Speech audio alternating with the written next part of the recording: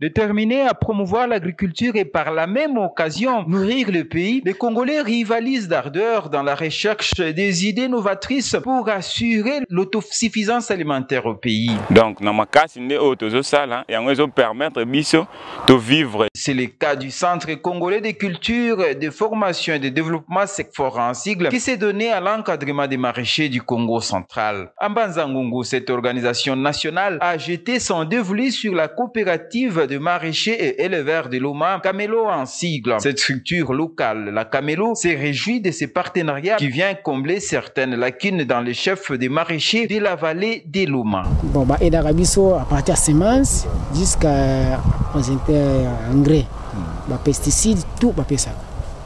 Donc, partenaires, je peux le dire même les noms, c'est fort. Au Congo central, comme à Kinshasa, le SECFOR accompagne les maraîchers dans le cadre du projet d'appui des maraîchers du Congolais. Cet encadrement est matérialisé par diverses formations techniques et autres, comme la firme Fraternelle Makusu, ingénieur agronome au SECFOR. Nous sommes en train de leur aider à améliorer leur production.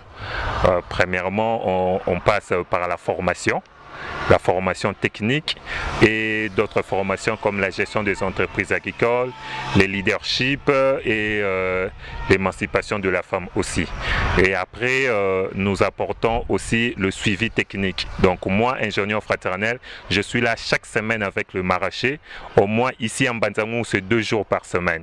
Le grand souci du SECFOR est d'encourager les maraîchers à se regrouper en coopérative afin d'atteindre certains des objectifs qu'ils se sont fixés, car du temps, c'est ensemble qu'on est fort qu'on peut réaliser des exploits. Chaque jour, tout le long de l'année, vous trouvez des personnes qui travaillent, mais ce n'est pas forcément des gens qui ont une belle vie. Et on s'est rendu compte que c'est des personnes en fait qui ont la volonté de travailler, qui ne sont pas paresseux. Et nous, en tant que SECFOR, nous essayons de trouver des moyens, pour la plupart, en tout cas c'est à l'extérieur du pays, et nous venons appuyer toutes ces personnes courageuses et nobles qui travaillent pour non seulement nous nourrir, mais aussi parce qu'ils ont des familles, ils ont des enfants. Mis à part la formation technique et celle liée à la gestion, le SECFOR aide encore les maraîchers de la Camelo en dotant ceux-ci des semences, des produits phytosanitaires et des insecticides organiques et chimiques. Une aide qui tombe à point nommé vu les difficultés financières que rencontrent les maraîchers de la vallée de Loma. Il faut d'abord parler avec les personnes pour savoir exactement eux-mêmes pourquoi on vous appuie et pourquoi vous n'avancez pas. Alors, à l'origine, on a découvert, premièrement, que c'est des personnes qui avaient, comme je l'ai dit tout à l'heure, beaucoup de volonté, mais qu'il y a une question de leadership. Parce que, comme vous le savez, les champs, on ne peut pas les faire seuls. Il y a des coûts, des choses qui coûtent énormément cher et que ça vaut la peine que les coûts soient partagés. Je vous donne un exemple concret. Prenez le guano ici qu'on utilise souvent. Un seul sac de guano, c'est 60 000 francs. Actuellement, bon, le taux peut un peu vaciller, on pourrait dire 30 $. Pour un champ, il faut avoir autant de sacs de guano. Il ne suffit pas d'avoir les sacs de guano, il faut l'acheter, il faut les transporter. Et tout ça, c'est des choses qui coûtent au niveau individuel trop cher. Alors, pourquoi je commence trop loin comme ça? C'est pour vous dire que, premièrement, nous nous sommes rendus compte que beaucoup de gens sont dans des coopératives, mais au fait, l'esprit de travail en équipe n'existe pas. Nous avons voulu commencer par là. Consolider d'abord l'esprit de travail en équipe.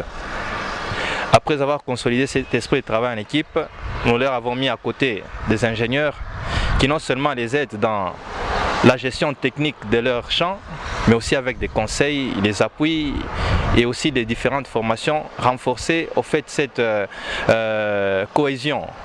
Parce que nous savons que là où ils sont ensemble, comme on dit, l'union fait la force. La vallée de Loma est mondialement connue suite à ces divers produits maraîchers qui inondent Kinshasa. Si le pouvoir public pouvait s'intéresser beaucoup plus à cette vallée en y mettant des moyens, il résoudrait à coup sûr la problématique de l'oisivité et aiderait les jeunes à se prendre en charge effectivement. C'est par l'agriculture qu'on peut éradiquer l'oisivité, devenue un fléau pour les pays.